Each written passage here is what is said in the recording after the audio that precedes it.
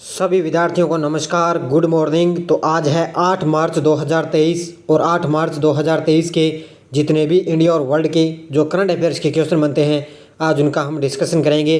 पूरा वीडियो ध्यान से देखना और लास्ट में आपसे क्वेश्चन पूछूंगा जिनके जवाब आपको कमेंट बॉक्स में देना होगा। तो डेली आपको 6:30 पर मेरी लाइव क्लास मिलती है। अब हमारी क्लास का टाइम चेंज हो चुका है क्योंकि 6:30 पर आपको लाइव क्लास मिलती है।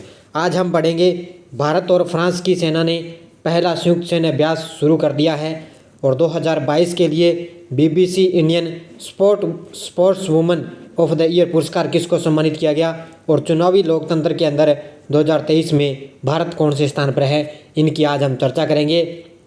और आज 8 मार्च के दिन आपको पता है महिला अंतर्राष्ट्रीय दिवस मनाया जाता है, तो ये आपको पता है। तो सभी विद्यार्थियों को महिला अंतर्राष्ट्रीय दिवस की हार्दिक शुभकामनाएं। 8 मार्च का ये इनकी बनाया जाता है। तो एक बार सभी साथी वीडियो को लाइक कर दें, शेयर कर दें। स्टार्ट करते हैं। सबसे पहले हम करते हैं कल के क्वेश्चनों को रिवाइज। देखिए कि हाल ही में किस लेखक ने 2023 PNE Nabokov lifetime achievement award जीता है, तो विनोद कुमार शुक्ला ने। हाल ही में किस राज्य राजमार्ग पर दुनिया का पहला बांस क्रैश बैरियर स्थापित किया गया, तो ये किया गया महाराष्ट्र में। और किस राज्य ने 54 साल बाद संतोष ट्रॉफी का खिताब जीता, ये जीता है कर्नाटक राज्य ने। नेक्स्ट देखो किसने स्वच्छ सुजल शक्ति सम्मान 2023 पुरस्कार प्रदान किए, तो ये किए हैं राष्ट्रपति द्रौपदी मुर्मू ने। नरेंद्र मोदी के नेतृत्व में NDA के सत्ता में आने के बाद से भारत की प्रति व्यक्ति आय कितनी हो चुकी है, 1,72,000 रुपये। और कितने भारतीय राज्यों ने बच्चों के लिए PM केयर्स योजना लागू की है, ये की है 31, यानी कि 28 राज्य और बाकी केंद्र शासित प्रदेशों के द्वारा बच्चों के लिए PM केयर्स योजना लागू की गई है। तो ये कल के क्वेश्चनों का रिवाइज था। स्टार्ट करते हैं आज की क्लास। एक बार सभी विद्यार्थी वीडियो को लाइक कर दें, शेयर कर दें। और हमारे जो प्रताप क्लासेज ऐप है उस पर आपको पता है हमारी जो इंडिया करंट की है मंथली वाइज टेस्ट सीरीज वहाँ पर डाल दी गई है। जनवरी 2023 से 2022 की पूरे साल की और साथ में जनवरी 2023 की आपको वहाँ पे टेस्ट सीरीज मिल रही है मात्र 50 रुपये में। और PDF भी वहाँ पर हमारे ऐप पर फ्री मिल रही है, तो वहाँ पे आप ज़रूर ज्वाइन कीजिए। हमारी इंडिया करंट की टेस्ट सीरीज आप ज़रूर ज्वाइन कीजिए। तो स्टार्ट करते हैं आज की क्लास। पहला प्रश्न देखिए, हाल ही में 2022 के लिए BBC Indian sports woman of the year पुरस्कार किसने जीता है। बड़ा ही शानदार प्रश्न है। तो 2022 के लिए BBC Indian sports woman of the year पुरस्कार जीता है किसने, मीराबाई चानू ने। किसने जीता है, मीराबाई चानू ने। देखो मुख्य तथ्य, टोक्यो ओलंपिक खेलों की रजत पदक विजेता हैं भारोत्तोलक मीराबाई चानू ने सार्वजनिक मतदान के बाद 2022 का BBC Indian sports woman of the year पुरस्कार जीता है। किसने, मीराबाई चानू के द्वारा जीता गया है। उसके बाद में देखो, ये तो देखो BBC Indian sports woman of the year पुरस्कार किसको दिया गया, मीराबाई चानू को। और उसके बाद में टेबल टेनिस खिलाड़ी भाविना पटेल ने BBC para sports woman of the year पुरस्कार इनको दिया गया। और भारतीय महिला हॉकी टीम की पूर्व कप्तान थी प्रीतम सिवाच, इनको BBC life time achievement award से सम्मानित किया गया। ये तीनों ही पॉइंट शानदार है, अच्छी तरह से आपको याद रखने हैं। अगला प्रश्न देखो, हाल ही में भारत और फ्रांस की सेना ने किस राज्य में पहला संयुक्त सैन्य अभ्यास शुरू किया है, तो पहला संयुक्त सैन्य अभ्यास शुरू किया है केरल राज्य के तिरुवनंतपुरम शहर में। कहाँ पर है, भारत और फ्रांस की सेना ने केरल राज्य के अंदर पहला संयुक्त सैन्य अभ्यास शुरू किया है। देखो मुख्य तथ्य, भारत और फ्रांस की सेना के बीच पहला संयुक्त सैन्य अभ्यास केरल के तिरुवनंतपुरम में शुरू हो गया है। दोनों देशों की सेनाओं द्वारा संयुक्त रूप से किए जा रहे इस सैन्य अभ्यास को फ्रीजेंक्स 23 नाम दिया गया है। अब ये नाम आपसे सीधा इतना ही पूछेगा कि फ्रीजेंक्स 23 ये क्या है, तो ये एक सैन्य अभ्यास का नाम है जो भारत और फ्रांस के बीच में हुआ। कहाँ पर है, केरल के तिरुवनंतपुरम में ये शुरू हो चुका है। तीसरा प्रश्न, चुनावी लोकतंत्र सूचकांक 2023 में भारत कौन से स्थान पर है, तो चुनावी लोकतंत्र सूचकांक 2023 में भारत कौन से स्थान पर है, भारत इसमें 108वें स्थान पर है। कौन से, भारत इस पर 108वें स्थान पर है। देखो भारत को अब चुनावी लोकतंत्र के लिए विश्व स्तर पर 108वें स्थान पर रखा गया है। तो लोकतंत्र के लिए विश्व स्तर पर 108वें स्थान पर रखा गया। 2022 के अंदर वे 100वें स्थान से गिरकर इस साल 108वें स्थान पर आने का दुखद गौरव, यानी कि पहले वो क्या था 2022 के अंदर 100वें स्थान पर था, लेकिन अब 2023 के अंदर अब वो 108वें स्थान पर आ चुका है, लेकिन अब नीचे और आ चुका है। इसलिए अब ये चुनावी लोकतंत्र के अंदर आने की दुखद ये बात है भारत के लिए।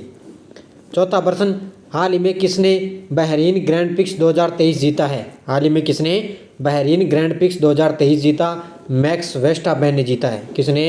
मैक्स वेस्टापेन ने बहरीन ग्रैंड प्रिक्स 2023 से जीता है। देखो, मैक्स वेस्टापेन ने इस सत्र की शुरुआती बहरीन ग्रैंड प्रिक्स में पोल पोजीशन से जीत दर्ज की और लगभग पूरी रेस में शीर्ष पर रहे थे।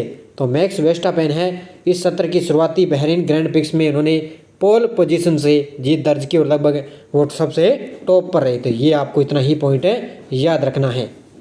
नेक्स्ट है, हाल ही में एशिया प्रशांत क्षेत्र में किस हवाई अड्डे को सबसे स्वच्छ हवाई अड्डा माना गया है? तो हाल ही में एशिया प्रशांत क्षेत्र में किस हवाई अड्डे को सबसे स्वच्छ हवाई अड्डा माना गया? तो वो है दिल्ली का इंदिरा गांधी अंतर्राष्ट्रीय हवाई अड्डा। कौन सा? दिल्ली का इंदिरा गांधी अंतर्राष्ट्रीय हवाई अड्डा। देखो पूरी डिटेल इसकी। एयरपोर्ट काउंसिलिंग इंटरनेशनल के वार्षिक सेवा गुणवत्ता पुरस्कार के एक हिस्से के रूप में दिल्ली हवाई अड्डे को एशिया प्रशांत में सबसे स्वच्छ हवाई अड्डों में स्थान दिया गया। ये शानदार पॉइंट आपके लिए कि दिल्ली हवाई अड्डे को एशिया प्रशांत में सबसे स्वच्छ हवाई अड्डे में स्थान दिया गया है। इसमें इंदिरा गांधी अंतर्राष्ट्रीय हवाई अड्डे ने 2022 के लिए 40 मिलियन से अधिक यात्रियों प्रति वर्ष की श्रेणी में हवाई अड्डा सेवा गुणवत्ता सर्वश्रेष्ठ हवाई अड्डे का पुरस्कार जीता है। किसने? ये जीता है इंदिरा गांधी अंतर्राष्ट्रीय हवाई अड्डे ने। ये आपको पूरी डिटेल अच्छी तरह से याद रखनी है। नेक्स्ट, किस लिमिटेड को सौर ऊर्जा में सर्वश्रेष्ठ योगदान के लिए central board of irrigation and power award 2022 से सम्मानित किया गया है? किस लिमिटेड को सौर ऊर्जा में सर्वश्रेष्ठ योगदान के लिए central board of irrigation and power award 2022 से सम्मानित किया गया? और वो है Bharat heavy electrics limited. Option number 1, Bharat heavy electronics limited को सम्मानित किया गया।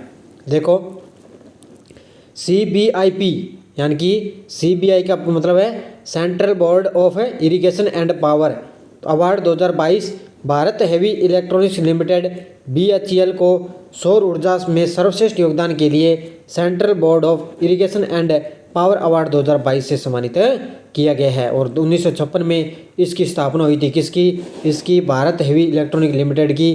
BHEL उसका मुख्यालय है नई दिल्ली के अंदर। 1956 में इसकी स्थापना हुई थी। ये आपको याद रखना है।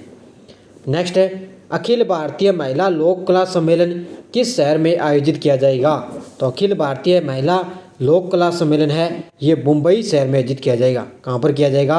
मुंबई शहर में इसका आयोजन किया जाएगा। देखो, अंतर्राष्ट्रीय महिला दिवस के अवसर पर 8 मार्च, अब आपको पता है आज अंतर्राष्ट्रीय महिला दिवस मनाया जाता है 8 मार्च को।